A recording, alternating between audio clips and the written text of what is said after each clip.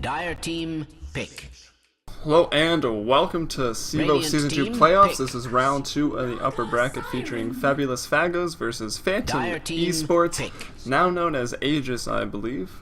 Dire team ban. I'm Helium, and I'm solo casting again tonight, so bringing you its action as the draft is apparently finished, and we've been in this game Radiant for about team 10 seconds, banned. so let's quickly go over it. So Fabulous Fagos, probably refer to them as FF. We've got Wisp banned out and Nakes, so pretty standard bans there. Both still very strong. Nakes pretty much good all throughout Radiant the game. team Can good pick. aggressive early, can carry late. Wisp forces you into a pretty much 5-man Dota style of play. A lot of teams don't like to do that, so as we've all seen, pretty much banned out unless it's TI3 finals. They pick up Visage and Alchemist, and then proceed to ban out Gyrocopter and OD after that. And then onto the side of Phantoms.ESports. They lead with a Batrider ban off, which again, pretty understandable. Really strong hero with the Blink Dagger. Dire team. So many pickoffs, bad positioning, punished very Radiant easily. team pick. Able to isolate heroes, and obviously Lasso goes through BKB. Weaver, pretty much new carry to be picked up these days, very hard to kill. Does good against lineups such as Wisp, as he's pretty hard to gank, at least forces Wisp and other supports to buy dust, but banned out here with his new popularity stemming from TI3 and maybe a little bit before that. They pick up the Darkseer, very strong first pick still, even with some nerfs incoming, 10 but seconds remaining. he'll be alright. Naga Siren picked up likely to be the support here, and then 5 banning seconds out remaining. the brown guys. Sand King and Earthshake taken out, so no big stuns, no big Echo Slams, no Reserve big time. Epicenters. And then following that up, Fabulous Fagos, they're going to pick up the Puck to likely go into the mid lane. Could be solo safe, could be off, depending on how this Alchemist rolls around, Dire but team assuming him to be in a pick. defensive lane. And then Shadow Demon picked up as the second support, and that was the third pick for that Shadow Demon on Phantoms, followed by a Morphling, going to be the carry there. I don't know if we'll see it mid, pretty TI2-ish. I guess it's hard Radiant not to team reference the banned. Internationals so soon after the tournament, but Morphling here picked up, likely to just be a carry in a defensive lane, as he does require a little bit of farm to get going, although Waveform does hit pretty hard throughout most of the game. And then Clockwork picked up the fourth pick. 10 Clockwork seconds likely to be remaining. the offlaner.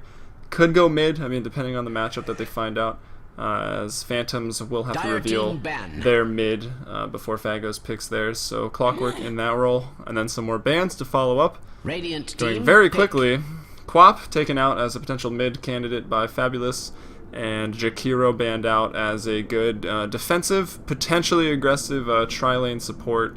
Would definitely function well either way with that Ice Path, stunning multiple people, and some good damage and slow from the Dual Breath Ice Path combo to build up that Soul Assumption for Visage, which, as we all know, does a lot of damage between levels. 10 seconds remaining. I guess we can say all levels, really, but namely, you know, like level 2 and 3, 5 where seconds Soul Assumption's remaining. really hitting you hard.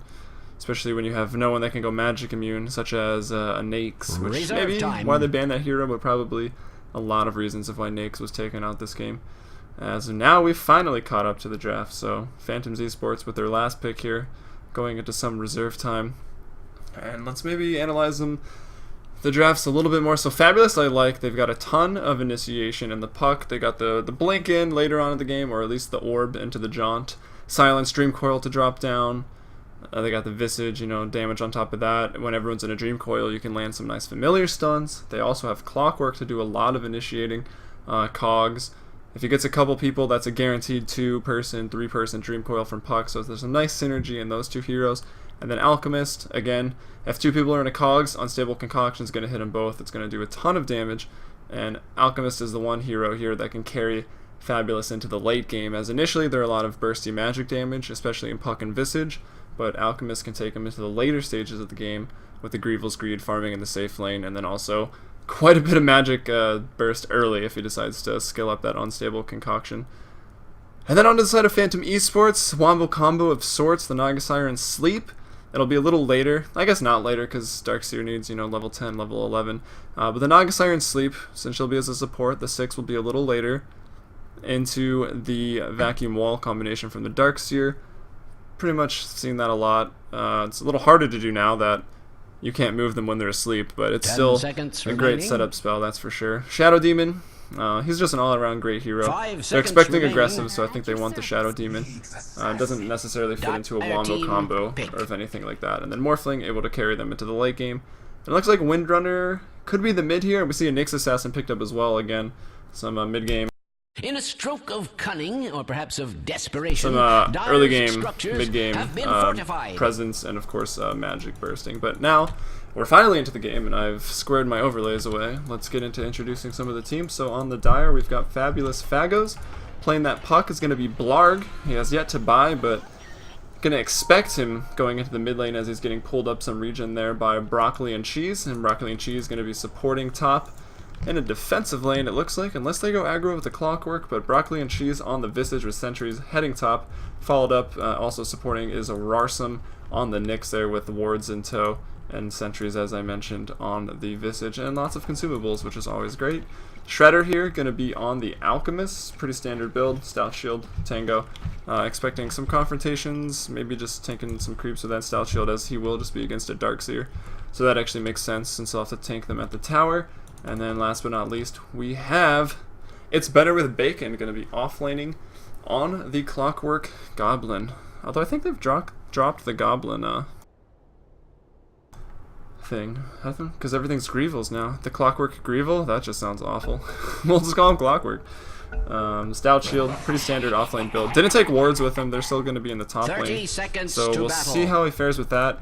I don't know if I should say little Is known this on? fact, but you can block the small camps. You can block any camp with the rockets from Clockwork if you time it right. I think if you're standing about here, if you shoot it at 28 seconds to here, it blocks the camp. So just a little tip. Maybe fiddle around with that timing a little bit. But now let's get into introducing the Radiant. So that's The Phantoms.ESports in this begins. bottom. Defensive tri-lane, we've got Unicorn Power here carrying on the Morphling. Pretty standard build for him there. Maybe the Circlet, he'll probably just keeping that for stats, or Wraithband, as stats are very important on Morphling. Supporting him is going to be Azwa here on the Shadow Demon. Got some wards and some regen, followed by Hotaru's on the Naga Siren. Wards, regen, or sentries and regen, excuse me. Heading over to the mid lane, we've got Sneaks on the Windrunner in that mid lane. Looks like he was pulled a whole lot of regen and going Null Talisman build just to pretty much last hit. Actually, wow, Puck has even more last hit damage, but we'll get back to that. So that Sneaks in the mid lane on the Windrunner. The top lane, Unstable Concoction goes off, double damage on Shredder. And that aggression is going towards Andrew Riley on the Darkseer, the last player here to round up Phantoms.ESports lineup. That's Darkseer in the offlane with a whole lot of regen, and also not taking wards up here to block any of these camps. So it looks like both teams valuing, now that you can only buy one set of wards, it's a little more important to have it in your tri-lane and have it on the rune spawns for that mid matchup. Maybe, or just not really too worried about it this game. But they both bought sentries, so they were both expecting it, even though neither of them did it. So a little interesting.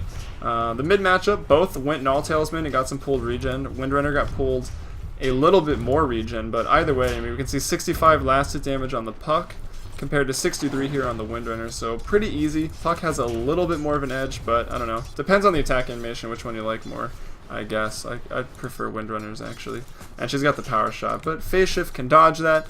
Should be an interesting lane with some good kill potential as they get a couple more levels under their belts. In the top lane, Andrew Riley. He's got level 2, which is a very key level for Darkseer. It gets you that surge, so that way you can be a little more ballsy in lane. You can spam that Ion Shell and be able to surge away. However, with the Nyx, the spiked, what is it even called? Impale. There is a lot of damage there, so he could potentially go down if he gets a little relaxed in that lane. I think they could get a kill on him pretty easily with some chain stunning between the Impale and the Unstable Concoction, which we saw scaled up at level 1. Now, Shredder has a point in Greevil's Greed, so he's ready to start farming. And while that's going on, Rarsum doing some zoning, getting that mana burn, so Andrew Riley can't surge out. We'll see if he decides to go for a Soul Ring or not. Likely expect that Darkseer to pick up a mech this game. Pretty much mech pipe the standard builds. Maybe mech into an Ags if they think they're going to need it a little later on. In the bot lane, Clockwork, however, not having such a good time. Doesn't have that great of an escape. You know, Power Cogs is great. But when you're going to get netted, that's going to pretty much last longer than, or just as long as the Power Cogs. Morphling can jump into the Power Cogs. You can be put under with the disruption, so there's a lot of things that can really ensnare and potentially kill Clockwork. I don't know if they could necessarily kill him. There's not an insane amount of damage. Riptide actually takes a pretty hefty chunk out of you. But anyway, he's level 2 now, so he's getting some XP. He's got a wave coming to his tower. which is great news for Clockwork. Generally, you just want to hit level 6, level 7, get that hook, and that level 4 Rocket Flare or Battery Assault, so you can go and start picking up some kills for your team and assisting in team fights. Meanwhile, a rotation out of that top lane for Phantoms on the Radiant. Andrew Riley going to be heading into the jungle. He's level 2. He's going to start jungling some creep. As he hits level 3, we'll have 2 an Ion Shell. Can do that even faster, especially if he stacks. And gets pretty efficient with that. And speaking of stacking, is Rarsum stacking up the jungle here. Something you always want to do when you have an Alchemist on your team is stack the jungle for him, especially the small camps, because you might say those don't give as much gold, but when they die in 2 seconds and you have Greevil's Greed maxed out, they give a lot of gold. So we see him stacking up those camps, just waiting there, and there goes that. It's kind of hard to stack the Frost Ghost because it slows you. And meanwhile, Sports Failure team stacking as well. The Rocket comes in to try to block. Doesn't look like it would have mattered or would have been successful. As Andrew Riley already clearing some stacks, so being pretty efficient. But let's check out some CS. So in the mid lane, we've got a bit of a race to the rune right now. It's going to be picked up by Asway, who puts himself under. Maybe he got a little scared there or just misclicked. But if we check out that CS, so the mid lane CS sitting at 20 right now for sneaks on the Windrunner for Phantoms compared to 11 on the Puck. So it looks like Puck hit for a little bit more, but Windrunner's animation, I think, is a fair amount better. So 20 to 12 on the last hits with 7 denies on the Windrunner as well. So that lane going in his favor, and we just saw the support Asway pick up the rune for Phantoms. So making it pretty hard on Puck. Empty bottle, may have to bottle Crow. Bottle decided to, or Windrunner deciding to go for a bottle as well, which is pretty standard for mid play. So that lane, maybe going as expected, maybe not. No kill yet, as there's no first blood, but Windrunner definitely getting this slight edge there. Checking into Unicorn Power, looks like he is the carry with the most last hits at 29 and 7 denies, so doing pretty well compared to the Alchemist being played by Shredder. But if we check the net worth, yeah, Greevil's Greed gonna put the Alchemist ahead, so he's sitting in the top net worth spot, which is no surprise since the CS is close. And we missed the first blood in the middle lane, of course. Puck is very squishy. A 360 damage power shot is pretty much enough to kill him, as well as wipe a whole wave and begin pushing on this tower. So unfortunate for who is even playing that. Blarg on the Puck is going to go down first. Sneaks picking up the first blood there with a nice lead. Probably baited out. That's what it must have been. He baited out the and actually in the bot lane, as we see that disruption into a Cogs. Going to keep him in there, drain some mana from Unicorn Power, but the Soul Catcher is landed. He's going to take a large amount of damage from this waveform. The net goes out 2. That's going to be a death. So 2 on the board for Phantoms with the first blood in the mid lane. And we'll get back to that. I would say it had to be a baited out phase shift because the Shackle was going to land. Then he followed through with the power shot. That's what I would expect to have happened in there. That's about all Windrunner could possibly do. Windrun really not that useful against Puck since most of his damage is magic anyways. But either way, 2 nice kills on the board for Phantoms, and we see exactly how they do have enough damage once everyone's level 2 in the bot lane to kill that Clockwork, because that Soul Catcher with the waveform is going to do a whole lot. And we'll see what Visage is doing. He's level 4. I don't think he's shot a Soul Assumption this entire game, just been stacking as it's a defensive lane. We'll see if they start putting that to use, because it's kind of a waste to, hide your Visage in a bushel basket, I would say. Oh, nice Shackle from that creep onto Shredder. He's going to go down. That's 3 on the board. Andrew Riley with the Ion Shell doing a lot of damage. There's the first Soul Assumption of the game. Not enough to bring him down. May send it back to base, but Sneaks here with the haste doing work. He knows there's only 1 Soul Assumption left. Now he's windrunning the tower. The power shot's got to miss, but it doesn't matter. Anyway, Sneaks picks up a double kill in the top lane, so that's the first rotation out of mid, and that's going to be by a Windrunner, a hero you might really not expect to rotate all that well out of mid, but Ghost Top picks up a double kill. They take out the carry, and the Alchemist played by Shredder, and Visage going to drop as well, being played by Broccoli and Cheese. So a really nice rotation from Sneaks, getting their team well established on the board, 4-0. When will Fabulous Fagos make their move here to get back? I don't know if I want to say back into this game, but why not? 3,000 gold lead right now, and of course about a 3,000 experience lead as well for Phantoms. So going definitely in their favor.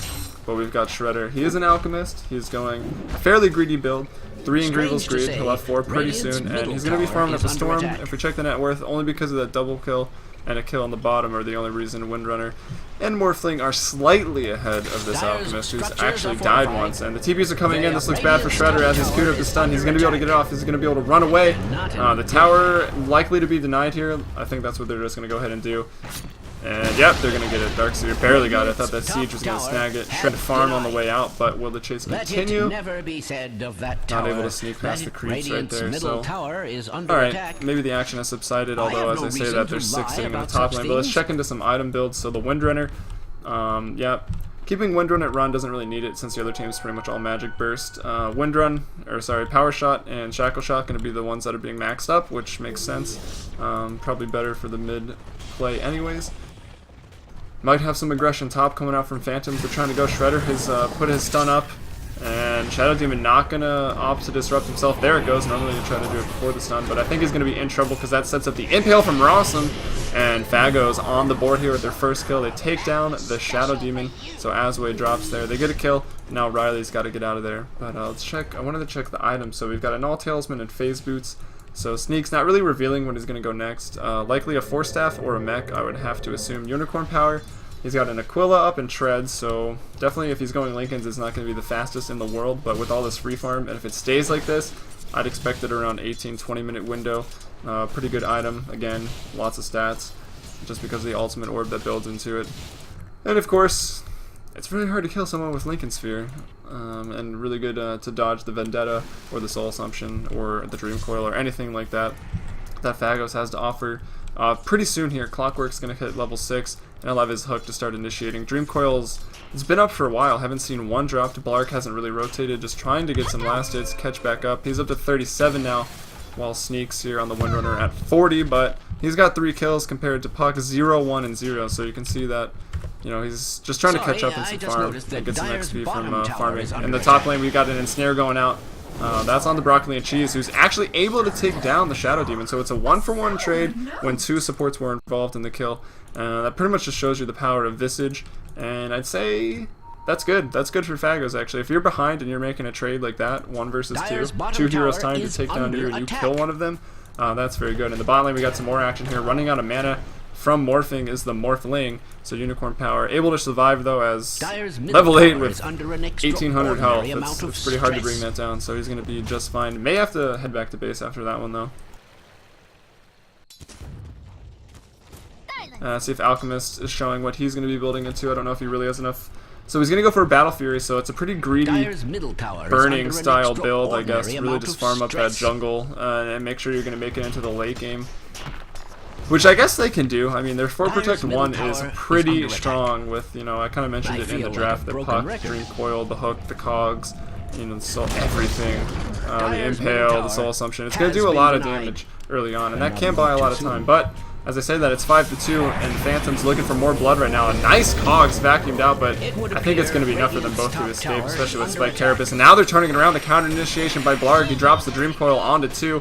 Asway in a lot of trouble. The sleep goes out, but is it close enough to get anyone? It gets everyone, actually, and it's going to be just fine. The Familiars, they're like, man, we don't really care. We're not tired today. But they're not quite fast enough to keep up with the Darkseer, so it looks like he's going to be just fine. Sneaks maybe finding himself in the danger zone. Who knows? He's got an Ion Shell on him now. The Familiars are still chasing, looking to stun, but not going to turn onto them with a Shackle Shot or anything like that. So I thought that was going to be a beautiful counter initiation. We see the first Dream Coil of the game go down by Blarg, but as we also saw, it wasn't quite enough as the barely placed, so I guess I can say well placed Naga Sleep by Hotaru's to save his teammate there. And a pretty fast level 6, actually. Let's check all the levels in this game. Shadow Demon is at level 4, so the lowest in the game, but it's pretty much expected. Shadow Demon always plays the 5, gets the short end of the stick. Nyx is about to hit 6, so that'll give him a little bit more map presence. But Phantoms has been sticking together pretty well, so I'm not sure if he'll be able to do much just with level 6. Broccoli and Cheese is 6. I think he did a great job pulling, and he got that kill. 1 versus 2, so that helped him out quite a bit as well to hit level 6. Clockwork now the offlaner at level 6. Naga, as we just saw, slept in his 6, and then 8, 8, 9, 9, and 10. So Darkseer getting pretty close to his point where he's going to be picking up points in Wall. Likely level 11. He'll have, obviously level 11, he'll have both of them, but maybe he gets Wall next. Maybe he obviously wants Ion Shell. As Vacuum level 3 is interesting, but I think they're just being pretty aggressive, so the Vacuum is really nice to throw off the positioning of Phagos. And then here we go, Boots 1 and a Battle Fury at the 12-minute, 40-second mark. Pretty good. That's going to allow Shredder to definitely shred those jungle creeps and farm up. But will Phantoms actually allow him enough space to do so? I doubt it, the way this game has been going. Let's see how much more they continue to pressure the jungle, and if they can continue to do a good job. And, you know, if they lose a team fight, that hurts them a lot, actually, because Alchemist will be getting farm. Phantoms drops into team fights. It pretty much puts Fabulous Phagos right back into this game, as it's only 3,000 gold on either side, so they're not out of it yet by any means. Dire's top tower Lots of TVs coming in the top to defend this, and likely to protect their Alchemist as the push is coming in from Phantoms. There's still 4 up here right now. Who's farming? I mean, they're doing 4 protect 1 too, pretty much. With Unicorn Power sitting in the mid lane at level 9 right now. Windrunner level 11 actually right now, and I don't even know. Dire's middle tower is under attack. Oh, Puckdie's here. I guess a long range power shot. I don't really know what was going on again. Blarg's just too fast for me. I can't keep up with him. I keep missing his deaths. He's probably okay with that, but maybe you viewers aren't, which is unfortunate. But Puck going down again. It looks like another well-timed power shot there by Sneaks to take out the Puck. Pretty good matchup for Windrunner, actually. I don't know if this is just a fluke, because this is one of the few games I've seen as Windrunner versus Puck, but seems to favor Windrunner so far. Rarsum, completely out of mana, tries to make Sneaks in the same boat, but, you know, not quite. He's got a bit left after that mana drain, and he's even going to pick up a rune in the bot, which is going to be Haste, which I think is the rune that he had to go get that double kill top earlier. So see if he can make use of this one. As Clockwork coming back down to the bottom lane here to get some XP and farm. He's going to get his level 7. We'll see if he puts his point in Battery Assault or Rocket Flare. I think Battery Assault is a good option here. You know, get Darkseer in the cogs. Get anyone in the cogs, really. That's going to kill them. There's not an insane amount of split push, at least until a little bit later from the Morphling, that he needs to max Rocket Flare to control the lanes. Like, if they're going against a Prophet or a side-pushing Quap or PL, you might see him maxing the Rocket Flare. But either way, I mean, they're pretty good builds. But let's hold that thought in the bot lane. A nice shackle off the range creep. Going to hold Rossum in place for a while. Evacuating back. The Dream Coil goes, and here comes Better with Bacon on the Clockwork. He's got the cogs. There's no wall skilled yet on Riley, and he's going to go down, taking tower hits and Battery Assault level 4 right now. It looks like Morphling going to pick up that kill on Blarg, so Blarg does drop, and here comes Shredder with a nice stun. Woo, Soul Assumption to go out. They're actually going to be able to pick off the Shadow Demon as well, standing in that Acid Spray. He will drop even in this sleep. I guess he's not slept, but, you know, he's stuck in between all those heroes in the Acid Spray. He's going to go down. And indeed he does. Now Shredder looking for more. He's charging up another stun. It's going to land on a Windrunner, who now has a 4-staff actually since we last checked out. Familiar Stun's going to miss, and I don't know if there was quite enough mana for a Soul Assumption. Thank you. Oh, full mana actually. Ooh, a Hero Shackle 2 for 2 right now. There goes out the net to hold Shredder in place, but a nice Impale there. Gonna knock Unicorn Power out. Instant double kill from Unicorn Power. Triple kill just off of one waveform. Can he go for the Ultra? It looks like he will, but no. Sneaks gonna take that with the power shot. I'm not even sure what happened there. I think some poisons procced off, and maybe a Soul Catcher from Azway in that waveform. Just a ton of damage. And then Unicorn Power just going over those cogs with the waveform. You do take the mana and health drain upon exiting the waveform, I believe, if you travel over cogs. But either way, the damage is done, and that was a triple kill for Unicorn Power. Very nicely done. And he's going to have a Linkage with Treads and Aquila at about 17 minutes, which is a pretty unreal time. And as we can see, his net worth right now is at 7,600, followed closely by Sneaks, also on Phantoms at 7,400, and Shredder here at 7,300. And hopefully in Game 2 I'll be a little better with everyone's names, which is why I keep saying them all the time. But that's going to leave Hadrus to go to the top lane, try to pick up some farm, see if he can't, you know, pick up that Heaven's Halberd EGM style, which is pretty much, maybe not EGM style, pretty much everyone's style from TI3. That item gained quite a bit of popularity amongst the Nog Siren players. For good reason. I guess the Sange slow, I think that transitions to the illusions, but I'm not really sure, so maybe don't quote me on that, or you can just fact check me. And yes, this is game 1. I'm looking at the chat now. I should probably do that more. This is game 1 of season 2 of CEVO, the playoffs. Could have said that better. But yeah, Rossum, nice Impale, follow-up stuns by the Familiars. Broccoli and Cheese are going to take a kill. A nice kill, actually. They take out Darkseer. Just hitting level 11 now. barely into level 11. So level 2 wall is up. We haven't seen a wall yet this game, and even without that, the fights have been going in Phantom's favor pretty much the entire game, despite some close calls and some ridiculous damage from a waveform from Unicorn Power for a triple kill. But checking into the gold graph right now, 5,000 gold lead, and about a 3.5 3,500 experience lead there for Phantom. So pretty much in control the whole game, but will it stay that way? As now, look at this Alchemist Shredder. He's got 1 kill under his belt, an assist, two unfortunate deaths. He probably doesn't like that, but he's got a Battle Fury. He's finished up his Shadow Blade, so now it's going to be a little harder to kill. Got a TP scroll in tow as well. Gonna be looking for boots next, more than likely, and then probably AC or BKB. Net goes through BKB, so I'm not even sure if that's really the right choice. But there is quite a bit of burst damage from this Morphling, and of course the Windrunner, who's got a whole lot of levels. Level 4 Power Shot, still a very strong spell right now. And actually they're going to catch her. They're going to find that level 4 Power Shot. There's the Impale and the Vendetta damage. Blarg, and even It's Better With Bacon, going to use the hook shot into that. Hits his ally, but I think the stun still applies on a slight AoE radius. But anyway, on the other side of this, the counter initiation, 2-man Dream Coil dropped, and immediately the sleep goes out from Hotaroos to save his teammate. They're going to snap the coil, and they're going to run away. They're going to have to definitely sacrifice this tier 1 tower, which, not much of a sacrifice. It's already just on 150 health. Although maybe not. A beautiful wall. The silence is just a second too late. Andrew Riley gets the combo off, but he goes down pretty much immediately after that. Unicorn Power was still able to TP in, even though the tower has just went down, but I don't know if it's enough. 2 of his supports are down. Just 1, I guess. The Shadow Demon, the Windrunner, and the Darkseer all dropped before that when they tried to reinitiate. They get only a Nyx Assassin right now. I don't really know if that's worth it. The wall blocking the retreat a little bit, so they're going to go to the bottom of the river. But either way, that fight goes very well for Fabulous Fagos. Broccoli and Cheese might be caught out. His familiars have stuns. Stun 1, stun 2. Here comes the... Oh no, the concoction is kind of blocked by the cogs, and Unicorn Power, they know that he already has his Lincolns now as he dips out to his replica. But man, if Shredder got that concoction on the 2 that were trying to go on the Visage, that could have been bad. Decides to use it instead onto Unicorn Power, who has that very fast Lincolns. He had it up about 17.5, 18-minute mark, so very well done by him.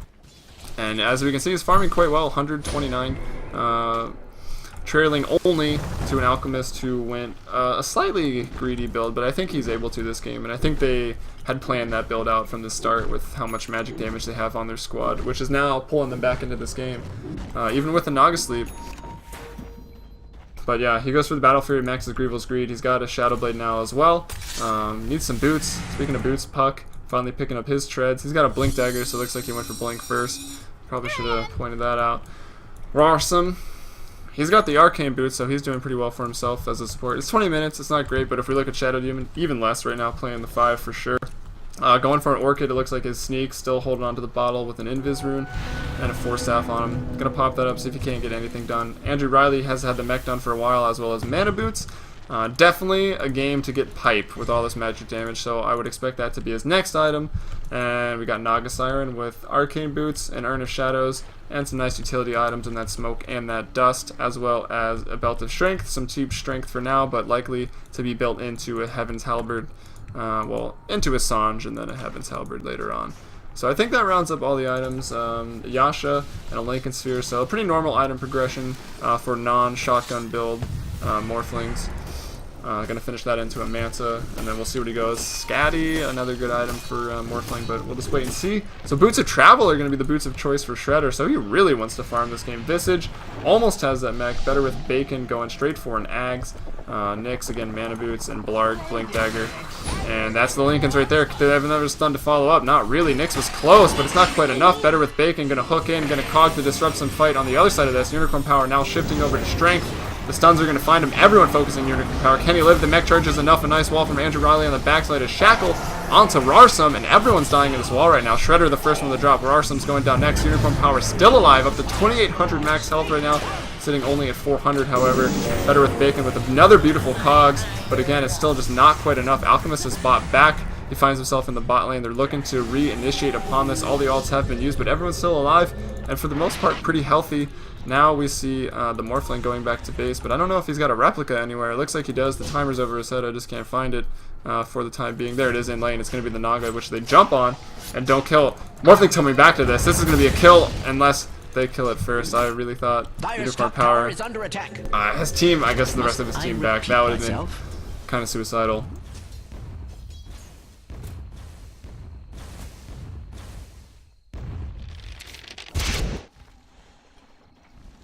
Alright, everyone retreating back to base, healing up after that big engagement in the bot lane, which seems to have favored and has indeed favored Phantoms. I think maybe not the biggest kill lead they've had all game, but it's definitely getting bigger as it's now 16-9. But we can see with tower trades and some team fights going either way.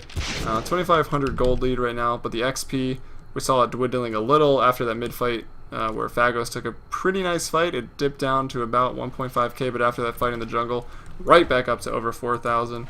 And it looks like Dantu is informing me that there was also a DS vacuum right into the cogs with an ion shell, which is what did a lot of damage in that bottom fight down here a little while ago, where Unicorn Power got the triple kill on the Morphling. So thank you. Sometimes I miss things and it's hard to understand what happened.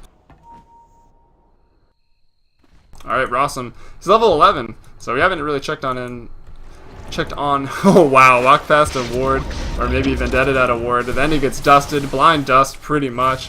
Now he's netted up, and now he's gonna go down. Maybe not. The nice familiar stuns there, and a Grave Chill sneaks though on the hunt, pops his haste runes, power shot goes out. He knew the Carapace wasn't around, so they're gonna pick off Rossum there. So really not making that much space as he pretty much just gets picked off in Vendetta. Now Blarg, he's hunting Azway, he's throwing out all the bursts. The Orchid though is finished up, and that explains what that's for.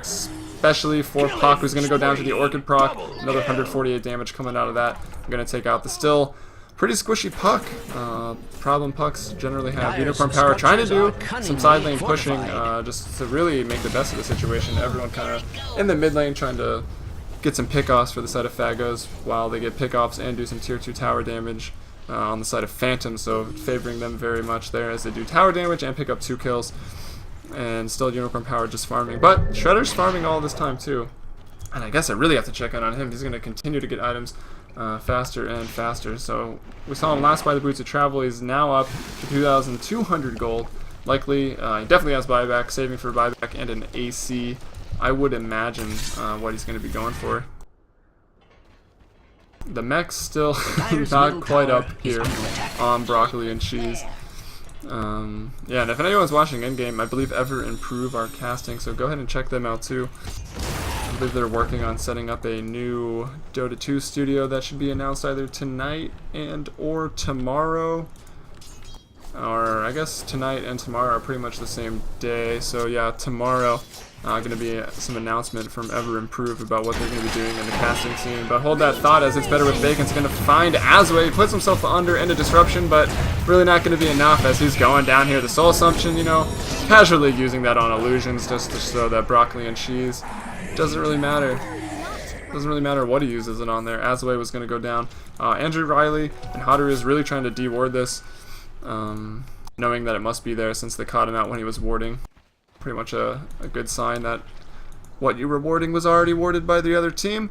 Now they're going to head back into the mid lane, and I don't know if they really, how much do they need to force the issue here. There is a free farming Alchemist, but they've got a lot of damage. I'd have to say Morphling probably outcarries. He's almost got his Manta, and he can also replicate that Alchemist to get a whole lot of his damage, and I believe the replicates do 50% of the original hero's damage, so if Alch's hitting for 400, that's another 200 damage coming out from that replicate. If you have the opportunity to use it. Whoa, what is going on? I think Steam is being very buggy today because I'm assuming this is what just happened to Ever.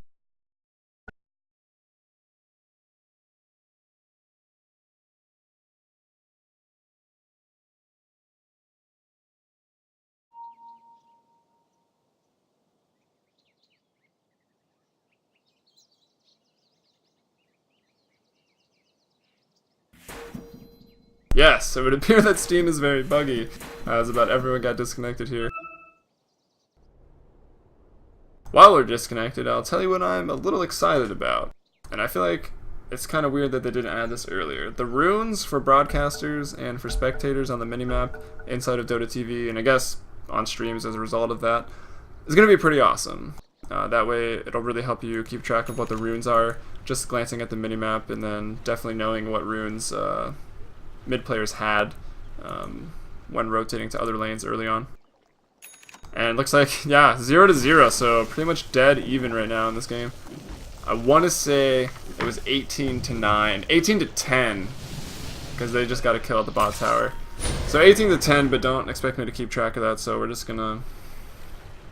I could probably keep track of it. I'm gonna try, even though I said I won't.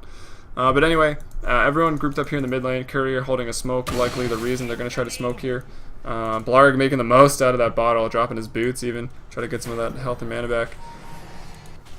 And they saw the D ward, so they go back, right back for that D ward and then take it out. So pretty much a warding battle right now on the bottom of the river, while both teams are kind of too scared to fight each other because it's became a little close. The fights have been going either way the last couple of fights, so maybe a little nervous. But as they dilly-dally here, Unicorn Power, maybe they're going to try to bait him out now as he's got a Manta and a Lincoln. It's going to be pretty hard to kill, but Shredder is just farming and farming up. He's got a full BKB now, and I believe he has buyback, but I want to say it's on cooldown because he bought back in this fight that happened in the jungle maybe 3 minutes ago. So we'll have to wait and see if he dies and buys back. But the double damage rune going to spawn. Likely, maybe they can force a Roshan fight over this with the DD. They do have the damage to take down Roshan, especially with the Riptide minus armor. Reducing 5 right there is going to be pretty nice. But maybe they want to force just an engagement. So they still have the tier 2 tower. It's taken a little bit of damage, but not a whole lot. The one bot took a little more from Unicorn Power earlier, and top also pretty low. And I'd have to say the pushing pretty equal on both sides, but let's check out the teamfight action because I think it's about to go down. Unicorn Power with the DD, that pops the Lincolns off. So now he is susceptible. The mana burn goes out as well. Just trying to push the wave, the acid spray to deter the push from Phantoms.ESports. Broccoli and Cheese. He's lucky that Shackle didn't land. Maybe they would have went on that. Again, Broccoli and Cheese using Soul Assumption on an illusion, but you know, whatever. Let's see, no Blink Dagger up on Rarson. Blarg does have his, so likely to be the initiation source. Again, it could also be the Clockwork, but sometimes his cogs do mess up that Alchemist getting stuns, like we saw down here a little earlier when the cogs went off about right here, and Alchemist got stuck and couldn't stun these guys. And that's a professional drawing if I've ever seen one. Shredder, you know, he's good. Farming up some Ancients. He's got a Plate Mail.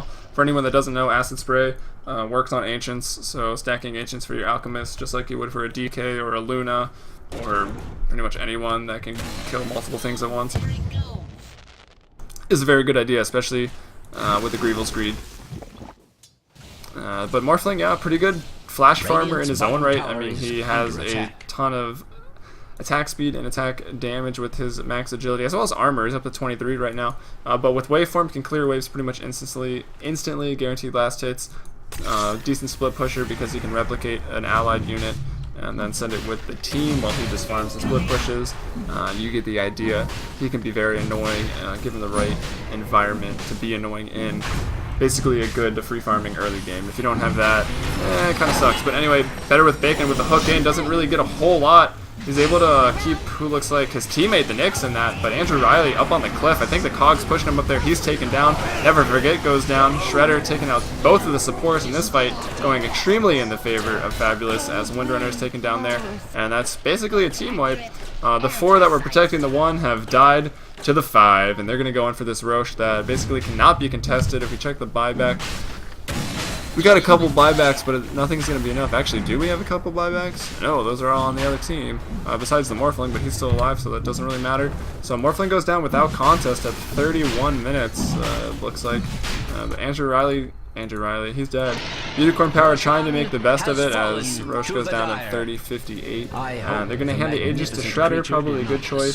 He's getting very close to that AC. He's got the Hyperstone, then he needs another, I think like 1,000 gold off right now of that AC. That's going to be big, a lot of team fight. That armor reduction of 5 to everyone is going to hurt quite a bit. Maybe not so much of the Morphling, but supports like Shadow Demon, who have 5 armor, will have 0, and that's not really going to be great. Also Darkseer, pretty high armor as well. Naga Siren, she's an agility support, so again, 9 armor is pretty high. Gonna melt a lot faster, especially combined with the acid spray, which does, let me just check, I want to say 6, and I kind of looked at it before I said it, but I was gonna say 6 anyways. So that's minus 11 if everyone's standing in the acid spray, which is quite a bit. That's gonna hurt. That's enough to make Morphling pretty vulnerable to those right clicks. But at least he still has the Morph to get a whole lot of health back. And let's see, is there any more minus armor? Yes, of course there is. We got a Medallion of Courage, which again reduces by 6, so also able to take a lot of chunk. That's all of Morphling's armor right now, actually. The Acid Spray, Medallion, and that AC Aura. So pretty much a good strat they got going for themselves. They might be able to pick off this Aegis. He pops the Lothars, and he gets dusted immediately. Sneaks come in, the Shackle doesn't land, and now here comes the backup. Disruption onto the Clockwork. Nice stun out there, going to take out Andrew Riley, not able to get off a wall in this fight.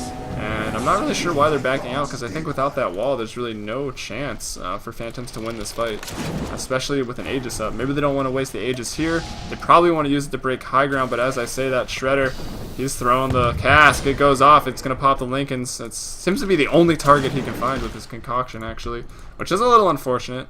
Well, for them, definitely fortunate for Phantoms that Unicorn Power was able to farm so fast and actually get that triple kill in the bot lane.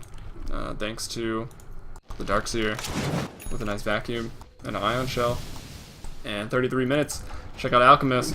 He's got 5 core items pretty much right now. I guess the Battle Fear is a pretty early game item which he could sell. And he could again sell the Shadow Blade to get truly 6-slotted and maybe like another 15-20 minutes. But may not even need to be the case as they push that tier 1. That's all the tier 1s right now. They only have tier 2s left. Popping the Lincolns, the silence goes out as well as the Dream Coil, but Blarg maybe not really thinking that one through, as Unicorn Power did indeed have a replica. But you don't see the numbers as the enemy, so you don't always know that. It probably was worth the chance. That would have been a vital pickoff, and Dream Coil's cooldown is quite low. At 65 seconds left, it'll be up for the next team fight, that's for sure. Now, maybe pushing the bot lane. It looks like they're again backing off on the side of Fabulous. Let's see, Andrew Riley saw that ward go down, maybe, so maybe they come back to deward it, but Nyx is on the hunt right now. I guess Riley's on the hunt. He's chasing down both the Visage and the Clockwork. Rarsum's going to find him now. I'd expect the Clockwork hook in about 3, 2, 1. Oh, come on, we're not even going to Clockwork hook. We're just going to go for the bird stuns. There it is. Okay, I was a little off on the count, but anyway, they're going to pick off Andrew Riley. No problem there. Maybe didn't want to hook a creep and have something awkward happen, but either way, well played by Fagos to get that pick off. Nice aggressive warding here in the jungle, which is definitely what they need right now. Make sure Morphling isn't in here. If he's in lane, sure, he's split pushing, but at least you know where he is, so that's always nice, I suppose, unless you're losing your racks without ending the game. And speaking of split pushing, Shredder on the Alchemist actually going to get the top tier 2 tower, and he's TPing back down now to his team with his boost of travel. So there's 1, 2, 3, 4, 5 down here right now, so that's everyone, obviously, for Fagos looking down to push this tier 2 tower. And wow, Everett was gone for that long? I didn't realize that. Bottom tower is being subjected to that doesn't really matter, I guess. They're gonna get the tier 2, no problem. The Aegis is up for another minute. It's up for 1 more minute. Will they try to break the high ground here? Let's check in some items. Do we have a mech? Yes, we do. Do we have a 20k gold advantage? No, but it is turning around to about getting close to 10k, 7.5, 8k gold right now, and 3k XP lead, so they've definitely turned the game around, that's for sure. Hey, the kills fix themselves. Or have there just been that many kills since... I don't think there's been that many kills, so I'm going to say they fixed themselves. And yeah, so Aegis goes down in a minute. Kind of forgot where I was going. Oh, they need a pipe, perhaps, to break the high ground, and a bit more of an XP and gold advantage, because with the Darkseer, or really just pick off this Darkseer,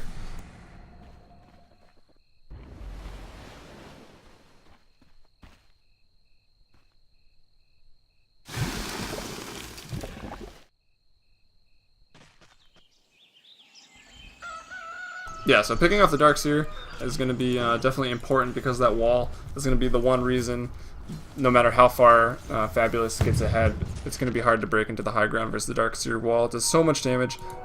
He's got a Blink Dagger too, even. He can stay pretty far back, out of the way of Clockwork hooks, which Clockwork has been doing a really good job of hooking into this Darkseer and making sure that he can't get off perfect wall vacuums. Although, on the flip side of that, Andrew Riley has got off his fair share of good walls and vacuums, and it looks like they may even, I don't know if this illusion is purely to follow Andrew Riley around so he can split push and then get back safely, or get back to a team fight, or they could use it. I mean, it's a tanky illusion, it's not it's not your standard illusion. And yeah, he replicates out immediately actually after seeing the alchemist. But they could use that to bait the clockwork hook onto nothing, and then they could laugh for like a millisecond that he hooked it, and then they can go into the fight off of that after clockwork has pretty much wasted everything. As clockwork, he does have an Ags actually. I remember mentioning he was rushing it.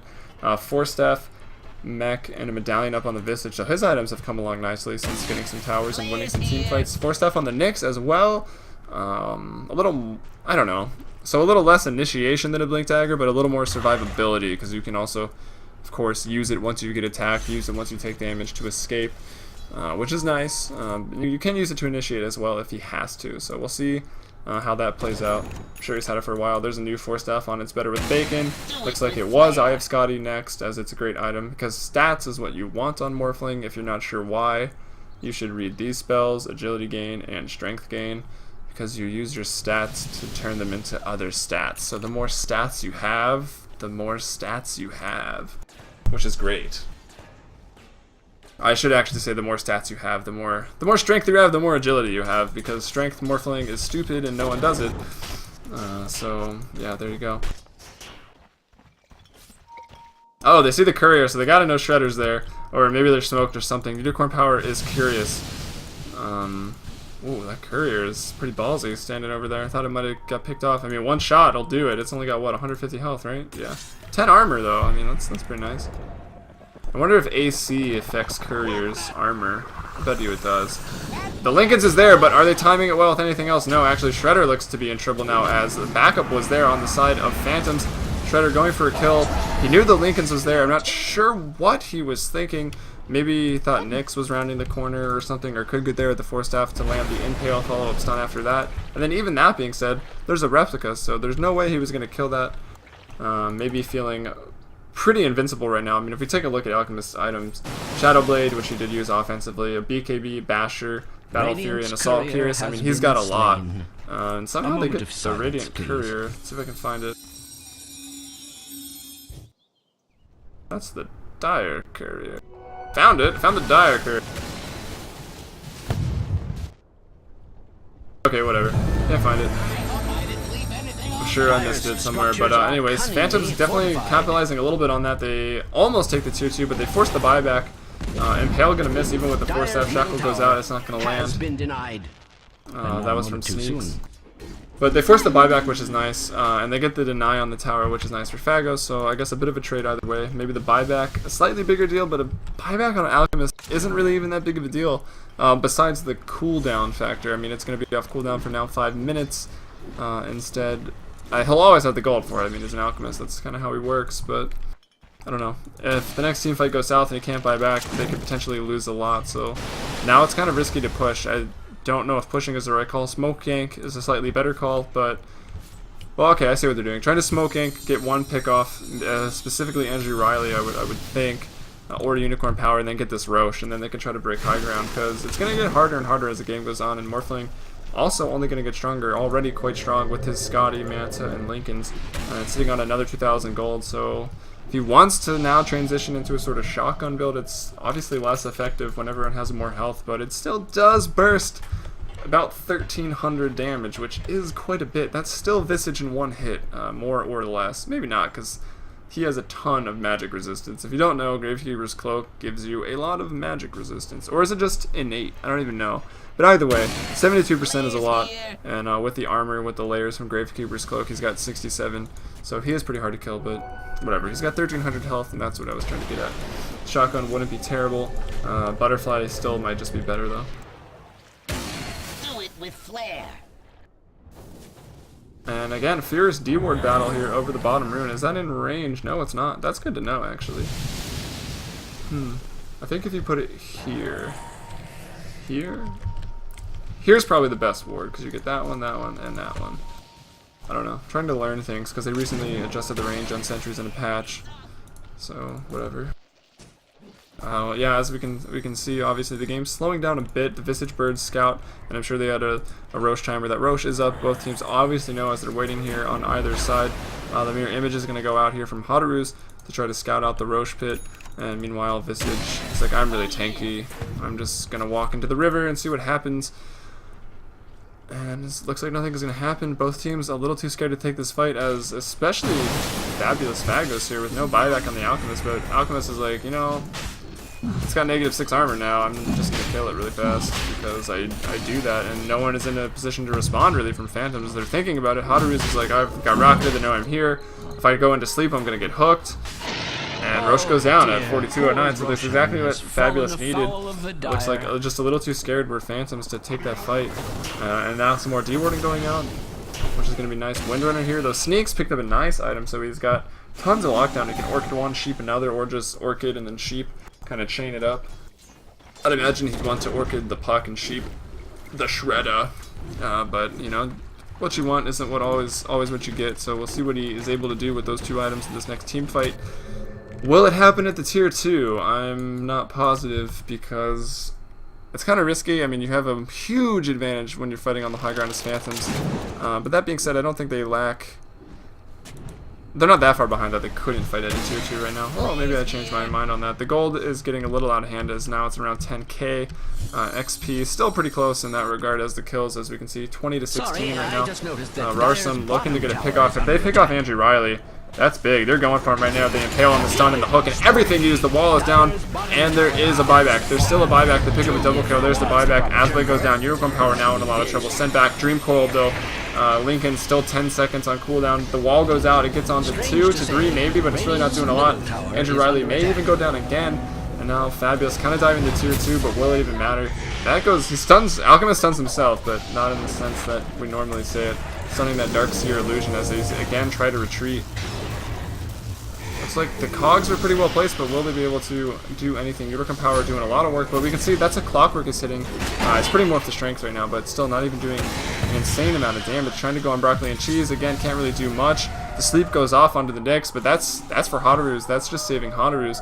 He's going to get out of there. The whole team, I believe, is going to have to back out. And Darkseer looks like he didn't die after buying back, but he was getting pretty close. And they take a nice team fight. They force a buyback on the Darkseer. They're going to get the tier 2 for the side of Fabulous Phagos, and they're going to retreat after that. They're a little low on mana. They used quite a bit to get all that, but their ult's pretty much all on cooldown, and they're just going to transition bot and then work on the bot tower. That way, top's pushing, bot's pushing. Spread Phantoms a little more thin within their own base, at least force probably the Morphling, will be the one clearing that other side lane with his replicate in bottom, so we don't really be spreading them too thin to defend their bases both here and here. Incoming! As opposed to pushing middle, where if they need to rotate to a base, they're only traversing a couple units between here and here.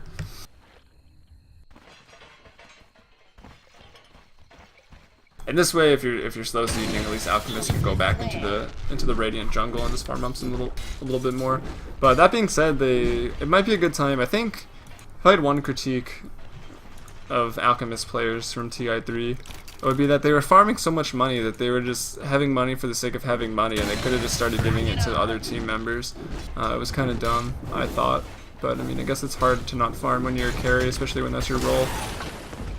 And I guess refreshing and buying new BKBs. I don't know. I suppose that could potentially be a controversial point. But anyway, the push coming into the bot lane now. Lots of wave clearing potential here from the Windrunner. So pretty defensive, and I'm sure I've said it enough. Hard to push into the high ground versus this, but Alchemist doesn't really care. It's got an AC. This tower, it's only got 20 armor instead of 25 as a result. The shackle shot's not going to land. I thought that maybe should have landed onto the familiars. Fortify's popped right now. The Lincolns goes off on Unicorn Power. Fortify looks like it will run out pretty soon. They're going to back off from these Shadow Demon Illusions. What's the cooldown on that? 17 seconds. So I think if they go back, that won't even be up, and that's a big spell that they need to have. One of the birds gets picked off. I think Unicorn Power maybe got that. They push out the wave, but the tower now sitting in deny range at 158 HP of 1600. So the push likely again to continue. Do they have a pipe up? Let's check the overall items right now. Sheepstick, Sheepstick on Blarg, that's a big item to note. Abyssal on Shredder, 4 staffs, working towards either an Ethblade or a Butterfly on Unicorn Power. Heaven's Halbert's been up for a while, as well as a gem on Hadaruz. And I think that's about everything that's new. And we'll get back into this game. As they take the tower out there, they're going for the racks. BKB's pop just to focus his racks. A nice wall goes off in the background. Actually really only hitting a couple. As he goes down, Shredder's like, alright, I'm going to die, but I got the racks. It doesn't really matter. Potteroos is down, Gem on the deck right now. Shadow needing to drop quickly after that as well. And Fabulous pretty much just running over Phantoms right now. Standing inside the wall, a Shredder, maybe not the best idea. Blarg gonna face shift that one and live. Now he's turning around, he's going on to Unicorn Power. He's getting pretty low, he doesn't have a face shift, he will drop. So Sneaks gets a double kill out of this, maybe a triple kill. No, Unicorn gonna get a double. So 4 do go down, but they get the racks, which is really all they needed. And let's see how much the gold graph is affected. I expect XP, which was already still pretty close, to be about even after that fight. We'll check it once it kicks in a little bit. Unicorn Power going to continue to push out this wave. The last normal wave of creep, as the big no money giving creeps are on their way after that one. So the gold lead now, 12,000 in favor of Fagos, and the XP about 5k, dipping back towards even. So not really a big deal at this point. As wow, this game actually got later than I thought it was. Yeah, so approaching the 48-minute mark with that deficit, or I'm trying to think of a fancy word that AC would use, but it's failing me. But yeah, not a big deal. 5,000 difference in XP at 48 minutes, and still a pretty big deal. 14k. That's potentially large gold deficit that they're finding themselves in right now. 10k is what Valve said was a big comeback in the compendium. So I'd say anything over 10 at any point in the game. Maybe not any point in the game, because some games end up being 96 minutes long and it doesn't really matter what you have because everyone is 6 slotted, even your supports. But let's hope that doesn't happen tonight. I'm not trying to break any records here. I guess I wouldn't even break any records because this isn't a professional Dota 2 match. Although it's getting close. The levels of these two teams is actually pretty high. Some solid play all throughout this game. And there's the Maelstrom, so it looks like going for a Mjolnir now. Doesn't have the ages to fill up a slot. It's not going to be up for a little while. And they just used it, so it's down and I won't be able to notice when it disappears. But going for the Mjolnir, and I think he has it, actually, if he wants to buy it straight up. Buyback should be off cooldown for Shredder on the Alchemist, so likely you're going to save for that buyback before he goes into... Nope, just going to buy it. Probably has buyback anyways. Yep. He's good. Nope, he hasn't 30 gold, but he's pretty good. He's pretty close. I'd say he's fine. Just for fun, I guess. Net worth here. Alchemist in front, near 30k, 29.2. No surprise there, followed by Unicorn Power at 27.5. And then a steep drop-off, we find our Windrunner being played by Sneaks at 16, Clockwork at 13. Blarg, the other mid there on the puck, had a rough early game, but now he's caught up quite a bit, and is quite a force to reckon with, actually. Looks like he's got a Scythe of Vice, another Ultimate Orb up, probably going for a Lincoln's, and then we got some supports, which no one ever cares about their net worth, so we're not really going to go over it. Last hit-wise, Unicorn Power definitely leading that one, 469 now, doing lots of split pushing this game. Even over the... Oh, actually, he didn't just free up an empty slot because of the Aegis. He sold his Battle Fury, which is understandable. Not really going to do a whole lot. Unless he happens to be locked in the cogs with 5 of the other heroes. I don't think that cleave from his Battle Fury is really going to be doing too much. The sun goes out, that's just going to pop the Lincolns, not even. Actually, that doesn't disjoint, so it actually will pop the Lincolns. As they're coming in here to push the mid racks. They got the bot one, the range one still stands, but it's really not all that important, as tons and tons of large melee creep will outweigh 2 range creep, even though they do hit quite a lot harder. And now switching that push over to the top lane, again for that same reason that we kind of went over earlier. The bot lane will always be pushing because of the mega creeps. So that way, they're going to have to traverse a lot more of a distance to defend both top and bottom, as opposed to bottom and mid. But a fight breaking out in the mid lane again. The Lincoln's going to be popped by Shredder. It's like he just doesn't remember. But it doesn't matter. He just wanted to get close for that Abyssal. There's a nice wall by Riley, but will it buy enough time for Unicorn Power? It looks like it might, actually. He's able to get out of that. He morphed a lot. He will go down. Yeah, so the Courier drops. Alchemist is down as well. He's got buyback, but maybe not even going to use it. Andrew Riley gets a double kill. Morphling buys back now. They're defending with everything they've got. They're actually going to be able to pick off the Clockwork with a nice adaptive strike and some more damage by Sneaks, who sheeps up Rocket and Cheese is not going to be able to get out either, and they look to get the familiars, but it's not going to be enough, and Sneaks picks up a triple kill there. What's he building now? Probably a BKB with his Mithril Hammer. Could be a Desolator. It's a Desolator. He just bought it. They want some more tower pushing power. Check the buybacks for the side of Phagos right now. Yes on Alchemist, yes on Nyx, yes on Puck, yes on Clockwork, and yes on Visage, so this will not be a game-ending push. There's one buyback, there's Shredder's buyback. Will that be enough to deter them?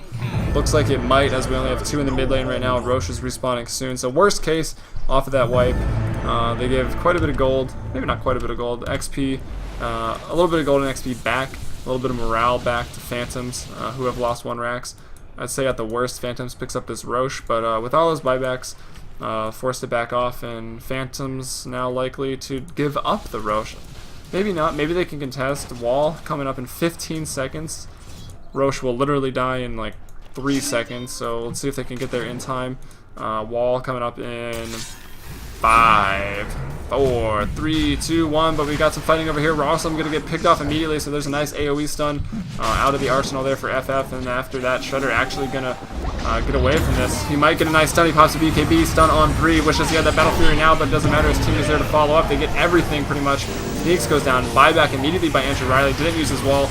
Unicorn Power goes down as well, and this looks like this could potentially be the game as he just bought back in the last team fight. So now gonna get this Roche. That's a triple kill for Blarg actually. Yeah, and Clockwork even buying his own set device right now. And Roshan goes down, so the third Roshan is going to be in cheese in this one as well. There's no buyback for 80 seconds. Likely to be the end of the game here for Phagos as they're going to push into that mid or just go top. Roshan turns all white after he dies. I feel like that should be fixed, but it's okay.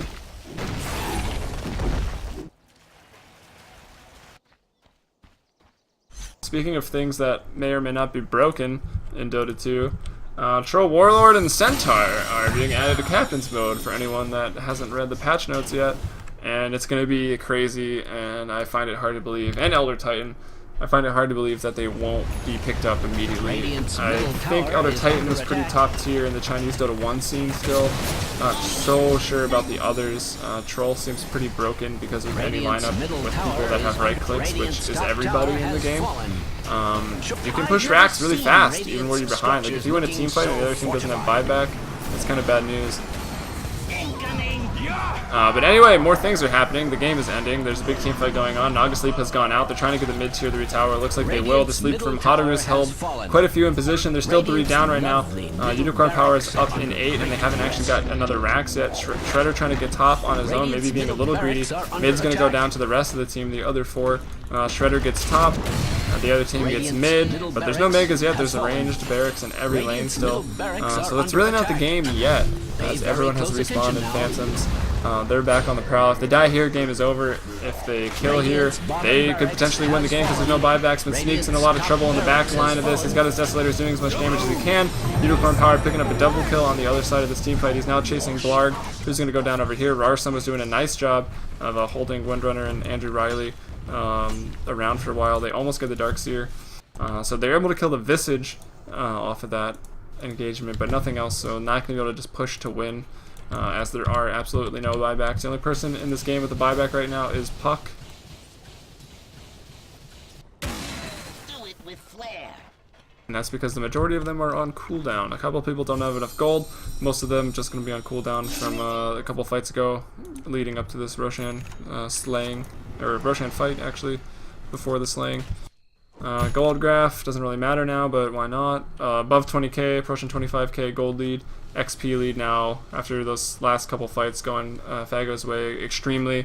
They're up to about a 13,000 experience lead, so looking to just end this game. The bot range Rax has gone down. Looks like Shredder was able to get that before he pieced out, and Shredder actually picking up a butterfly now. 1 range Rax with 835 health and slightly growing every second ticks.